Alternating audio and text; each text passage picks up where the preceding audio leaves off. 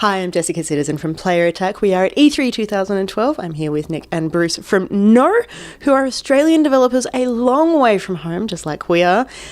What did you guys think about the show? Loved it. Great. We always love to be at E3. This is my, I think, third time, and this is your fifth or sixth, I think. I've been here for the GameCube launch, the Wii launch, the DS launch, and now the Wii U launch. So it's very exciting. Seasoned veteran. Yeah, I'm a bit of a Nintendo fan, as you can tell as well. So it was a great show. Really good.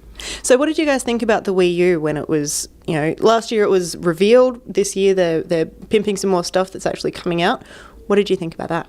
I thought it was really interesting because last year loads of people didn't seem to be getting it, and we kind of were at the press conference and then had a lot of hands-on time with it at the show as well, and we're like, I get this is awesome, the games you're showing really make sense. And then this year it seems like clearly not enough people got it because they've had to kind of retry and sell what it's about and really explain it. And I think it's a shame because obviously at the end of the press conference that they did, they had to really explain in depth how the game was working, and I think for a lot of people that kind of slowed things down and kind of didn't end on a nice sort of crescendo. But when you got on the show floor, I mean, all of the games that they're showing are just amazing. Zombie U looks incredible. Bruce is so excited for that. Desperate to play Zombie U. There was too big a line, but the people that we did know who's played it said it's really good, really scary as well, which is unusual for a Nintendo game. Yeah, it is. Everyone was sort of expecting the casual games and the lighthearted and the Animal Crossing and Pikmin and that sort of thing. So it's really great to see something that's a bit more hardcore. Yeah, it's really good because I haven't played the Arkham games. I know that's a really bad thing because so many people have, and then apparently amazing. But I'll probably pick up the Wii U one of Arkham City because it's meant to be such a great game. And then Zombie U, just the mechanics that they're adding to that, the fact that you play through and you collect all this equipment, and then if you get killed by a zombie, that's it. That character's dead. It turns into a zombie. You start again, and you can kill that zombie and get all your equipment back. So that sounds really cool. And I think if your friends have been playing and they get killed, then they appear as zombies in your game as well. So it's, it's really bizarre. Yeah, really. It's really nice. So and that was a great show. And then Mike, it was really interesting seeing Microsoft, Sony, and Nintendo all in the same hall, which hasn't happened before. Usually Microsoft have been in another hall, and that was great. Walking around the show floor and just kind of seeing all the platform holders and kind of the different directions that they're all moving in is really good. So they're not just fighting over the same space anymore, which is cool. It is interesting to see some of the different interpretations of the same space, though. As much as they are diverse, then Microsoft comes out and says, hey, see what you're doing? Look what we're doing. Yeah. Well, with their, I can't remember what it's called, their tablet. Smart Glass. Yeah, Smart Glass. I don't know where that name came from.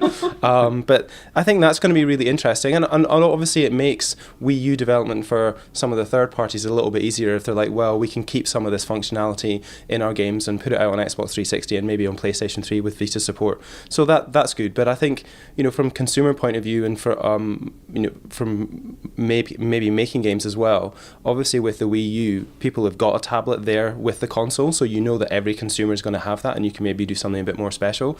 Whereas with Smart Glass, it'll be a nice feature, but not everyone's going to sit there with an iPad or an Android tablet necessarily all the time. Maybe we're kind of paring back now in terms of naming. I love the idea like Zombie U, a zombie game for the Wii U, Zombie U, Smart Glass. It's glass and it's smart. This is a great way of doing things. It is. It's fantastic.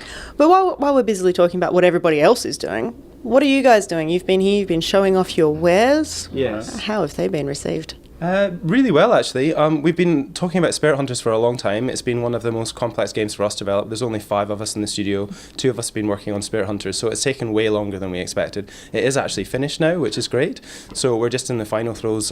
Bruce has all the fun and games of testing it at the moment and finding any of the last minute bugs that we need to fix. So that's been really good because it's quite a complex game. It's an augmented reality RPG. So trying to explain it to people, particularly via email or press releases, can be quite hard.